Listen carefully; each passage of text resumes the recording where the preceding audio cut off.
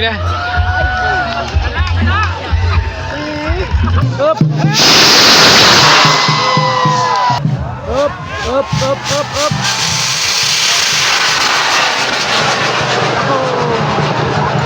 ไวอึ๊บเลยเขาแ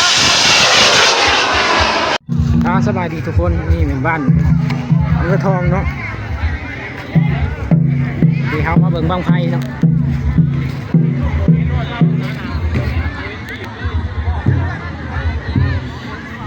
บางเล็กเดี๋ยวอย่างกับเป็นใกล้ๆเนาะ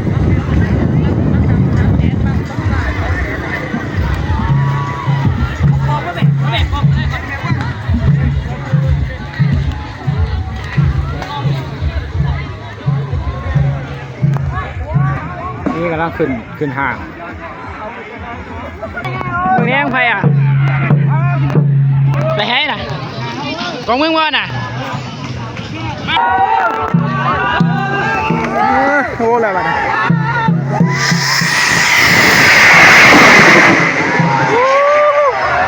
บางเล็กพี่น้องบางเล็กอันนี้จักโลนี่จักโลนี่2เจียอ๋อทุกอ๋อทุกของเขาดัง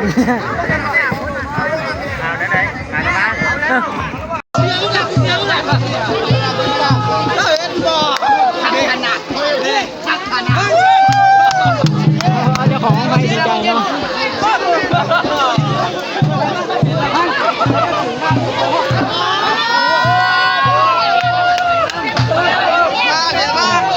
มวลขนาดใกล้ๆมาแข่งกันโอ้โหอันนี้บ้างใหญ่เนาะแดงจึ้งคืนโอ้บอพิษบางนี่แหละจะคุณจะแฉเอาคืนจังโลนี่จังโลเนี่ยไม่ทำอ่ะกูเล่นเนี่ยก็อยากตายเลยอ๋อทุกมึงหางปุ๊บกดยาวเลยหนาจะแข่งกันเนาะ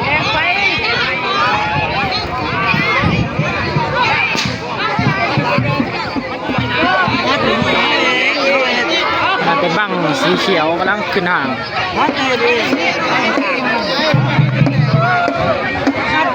เรามาติดตามเมืองน้ำกันว่าสิขึ้นไม่บอกบ้างเนาะ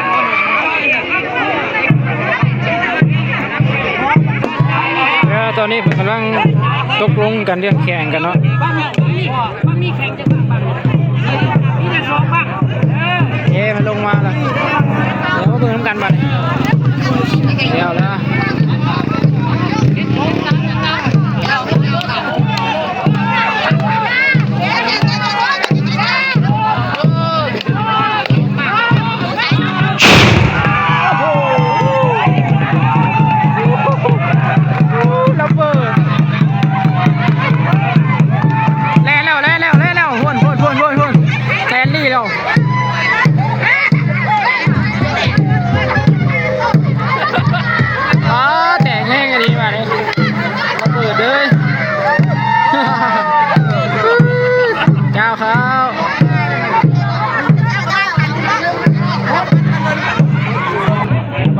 ขึ้นเนาะ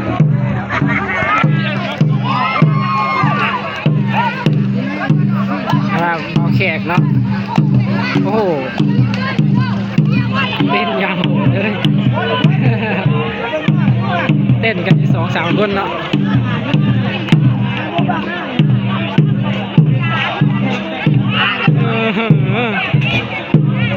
มวนขนาด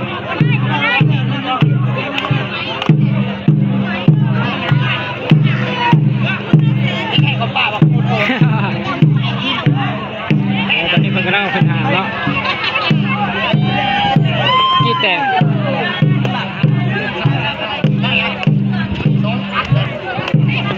เป็นการสอดเอาแล้วเป็นจะบทใส่สนวนแบบสอดเอาเลยมาจังเข่าไว้เนาะ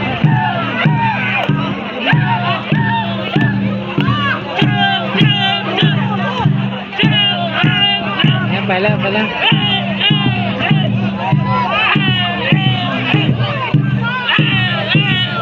คนได้ก่อนต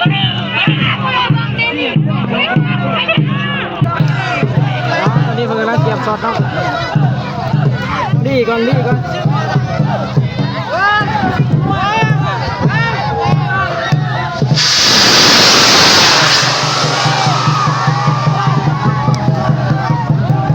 ไปครับไปครับ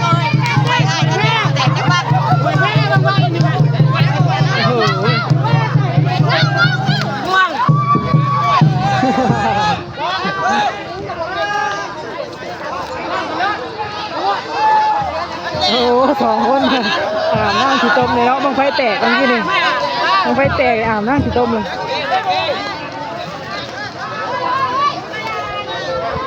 แล้วขึ้นไปแล้ว2บ้างก็แมนแข่งกันเนาะ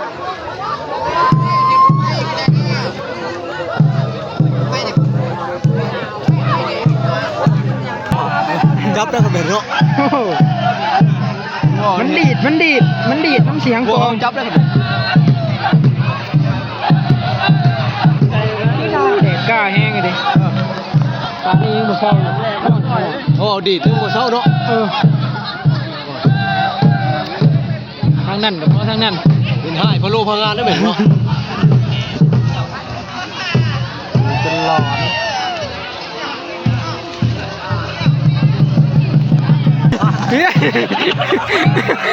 อดก็ได้แล้วอดไว้แล้วโอ้โห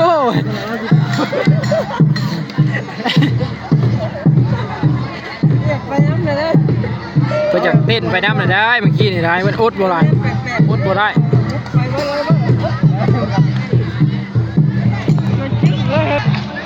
หามาซาได้ทั้งนั้น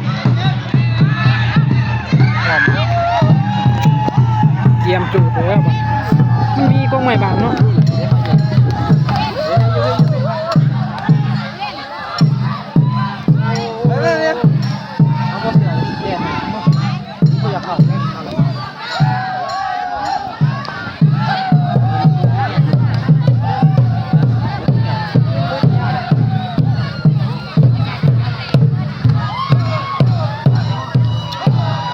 เขาไปถ่ายใกล้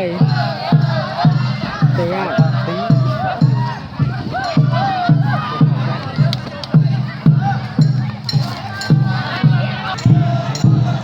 ย่านมันเป็นเล็กเนาะ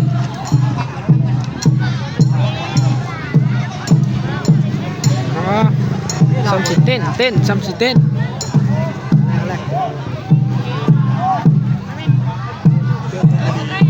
บ่เข่าเพื่อนออกมาได้ไหมใครนะรอพื้นใจขึ้นแล้ว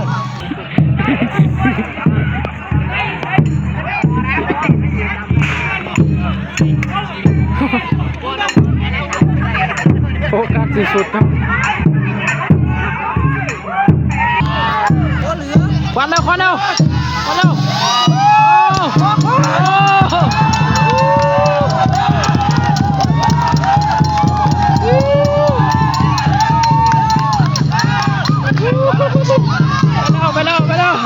ตามไปแล้วหุ่น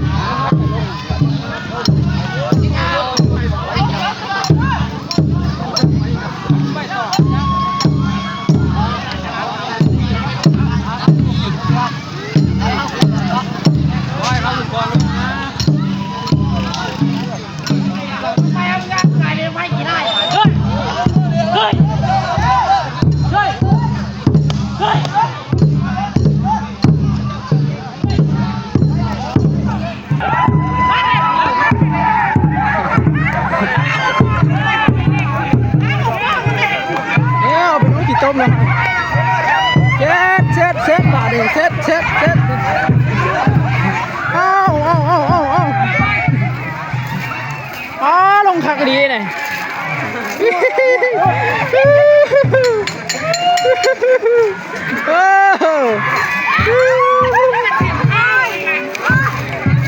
เฮ็ดยังถามขาแน่อ้าวเจ้าลงขี้ต้มเลยบัดนี้ปลาก็ได้ตั้งหมาในดี